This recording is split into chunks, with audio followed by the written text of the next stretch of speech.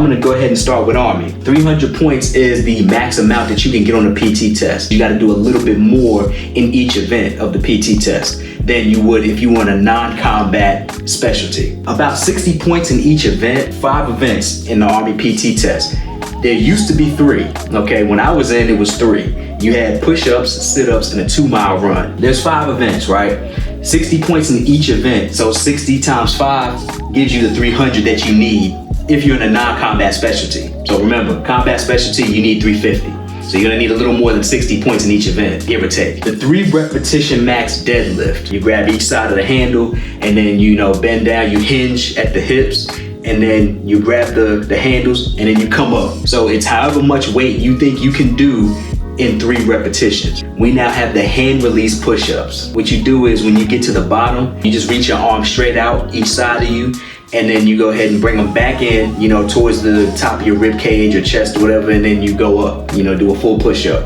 You do as many of those as you can, and you get, I believe, 2 minutes on those as well. Sprint drag carry. The start position is, of course, you're behind the line and you're in the prone position with your hands, pretty much up at your rib cage as if you're gonna be doing a push-up. And what you're to do is, when the person who's running the PT test says go, or they blow a whistle or what have you, each soldier will get up and then they'll sprint 25 meters down. You'll sprint back to the start line, and then that's when you'll grab the sled with the weight in it, and you're gonna drag it back down to the 25-meter line. Make sure you and the sled is behind that line, and then turn around and come all the way back to the start line. You're gonna do what's called the lateral shuffle. So this is what a lateral shuffle is. You wanna do that as fast as you can. I forgot to mention that, but the sprint drag carry is a timed event. But you do have to do the sprint drag carry in a certain amount of time in order for you to pass. So you'll have kettlebells, behind the start line. You gotta pick up the kettlebells, carry them at your sides, run down to the 25-meter line, behind the line, and then turn around and come back to the start line with those kettlebells. One more sprint you gotta do. So we started this out as a sprint, right? And we're ending it as a sprint. So that's what the sprint drag carry is. After that, you have what's called the plank, right? Now the plank is gonna, of course, measure core strength.